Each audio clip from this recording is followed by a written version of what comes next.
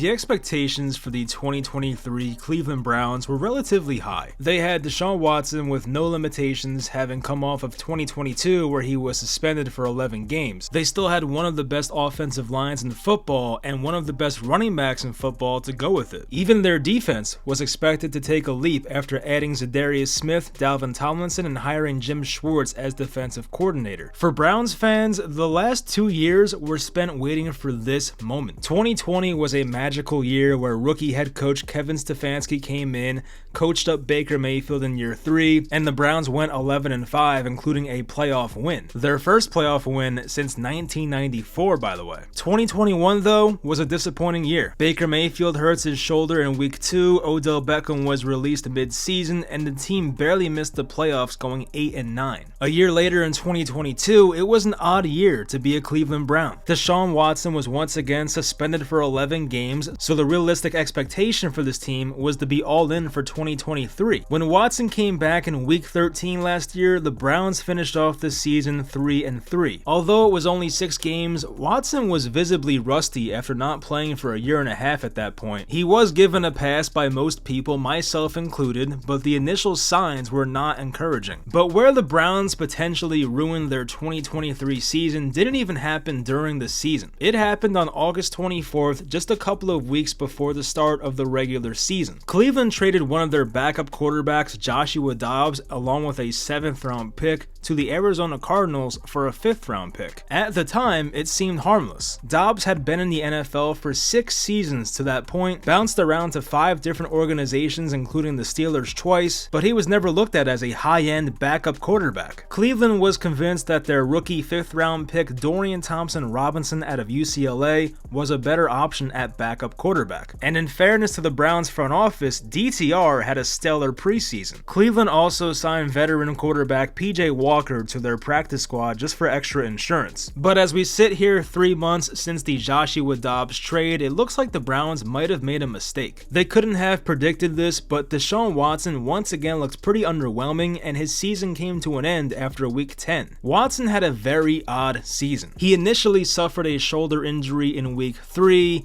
they downplayed it as a small issue, and he was set up to play in week 4. But on Sunday morning of week 4, Watson was surprisingly announced as inactive. It made some sense due to the Browns having a bye in week 5, and that would give Watson 2 weeks to rest. But the way the injury was covered throughout the week was really shady. He was even medically cleared to play in week 4 according to their GM Andrew Berry, but they still held him out with what they called a shoulder bruise. The Browns came out of their bye in week 6, and all signs pointed to Watson coming back healthy, but once again, he was held out. He was now missing 3 straight weeks due to this shoulder bruise, or rotator cuff contusion to be specific. Watson was able to suit up in week 7 at the Colts, but he did look awful. Watson started the game, but he was physically struggling to put any velocity on the ball. It honestly looked like he was throwing a medicine ball. He went 1 for 5, including a terrible interception, then he was benched/rested due to a hard fall on the turf. He was tested for a concussion, he passed concussion protocol, but did not come back into the game. Watson would miss yet another game in week 8 at Seattle, but he was deemed healthy enough to play in weeks 9 and 10. The Browns were able to win both those games, improving to 6-3, including a huge divisional win at Baltimore. 2 days after that game on Tuesday, reports said that Watson expects to play in week 11. But a day later on Wednesday, it was announced that Watson would undergo season-ending surgery to address a displaced fracture in his right shoulder. The quarterback, who signed a $230 million guaranteed deal,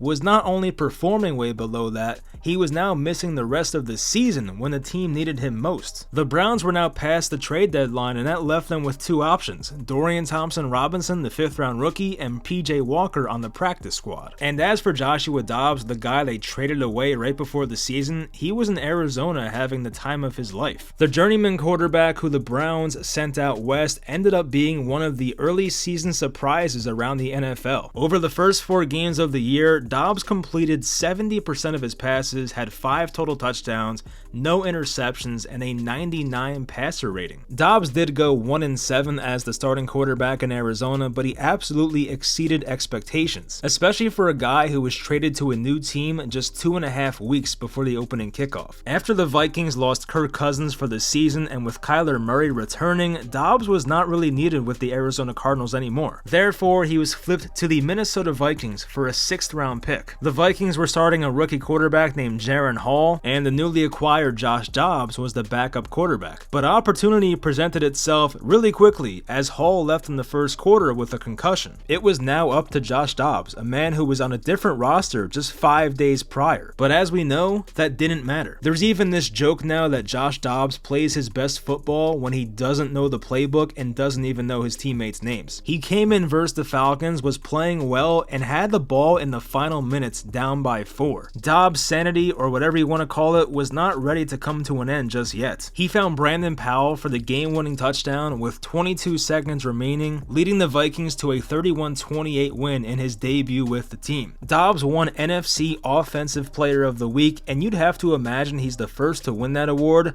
without being on their team for even a full week. Dobbs' first real start came a week later, and it was another winning effort versus the Saints. But unfortunately, the luck soon ran out. In week 11, they lost a really tough game in Denver on Sunday Night Football, but without a costly fumble by Alexander Mattison, they definitely could have won that game. But on Monday Night Football versus the Bears a week later, he completely crumbled. Dobbs threw 4 interceptions, definitely not all his fault, in an embarrassing loss to the Bears, who didn't even manage to score a touchdown, but still won the game. But as for the Browns and where they are now, Dobbs would have been a very nice upgrade. Dorian Thompson-Robinson is fun, but he's not an established pocket passer in comparison to the veteran Dobbs. If Cleveland still had Dobbs, they'd be in a much better situation right now. In 3 games with Dorian Thompson-Robinson starting, the Browns offense has averaged an abysmal 9.3 points per game. In the 2 games where PJ Walker has started, the Browns offense has averaged 19.5 points per game. It's way better than the 3 games with DTR, but it's still not what Josh Dobbs could have been in this offense. Hell, even Jacoby Brissett, who the Browns let walk in the offseason, would have been an upgrade over their current situation. But for the Browns, the quarterback position has not been the only position on offense that's been ravaged by injuries. Nick Chubb, one of the game's best running backs, had a very gruesome injury and a season-ending injury back in week 2. Jack Conklin, their right tackle, was ruled out for the season after week 1, and their left tackle, Jedrick Wills, has been on the shelf since early November with an MCL injury. The sad part, however, is that the Browns defense has arguably been the best defense in the NFL up until this point. The Browns defense through 12 weeks is by far the #1 defense in yards allowed. They are so far ahead of the pack that the gap between them and the #2 ranked team in yards allowed is over 300 total yards. They've also been by far the best pass defense in the league, and they're also top 10 in sacks. The hiring of Jim Schwartz has paid off big time. They're sort of like the Jets of the past 2 years, where their defense is Super Bowl level, but the lack of quarterback talent on that roster is too brutal to overcome. And speaking of the Jets, the Browns are so down bad at this point that they signed 38-year-old Joe Flacco to be their eventual quarterback maybe. Flacco ironically handed Cleveland possibly the most crushing loss of the entire 2022 season last year when he was a member of the Jets. Down 17-30 with under 2 minutes to go, Flacco and the Jets had the most improbable comeback victory in week 2 of last year. In 4 starts last season, Flacco wasn't completely awful, but at this point he's just a statue who throws the ball short. His 5.5 yards per attempt last season was by far a career low. Flacco, who in Baltimore was known for pushing the ball downfield, is not that guy anymore. There's even a chance that Flacco could play this week if Dorian Thompson-Robinson cannot clear concussion protocol in time. Although they lack any real threat at quarterback, in hindsight they should have just held on to Josh Dobbs. The Browns, however, still have a shot to make the playoffs. Their loss to the Denver Broncos hurt last week, but they still have matchups remaining with the Rams, the Jets, the Browns, and the Burrow-less Bengals. So yeah, there's a chance that Joe Flacco could be starting a wildcard game in January. Welcome to the NFL in 2023, I guess. And for their sake, I hope that Deshaun Watson can bounce back from this injury because they need him to. He's pretty much locked up on that team until 2026 based on that contract. If he never looks right again, that could go down as the worst contract of all time. It's a shame to see such a great defense go to waste even when Myles Garrett's probably having his best year of his career. But sadly, the Browns' offensive injuries are just too significant to overcome. Anyway, that's gonna do it. I hope you guys enjoyed the video. Make sure you leave a like if you enjoyed, and I'll talk to you guys next time.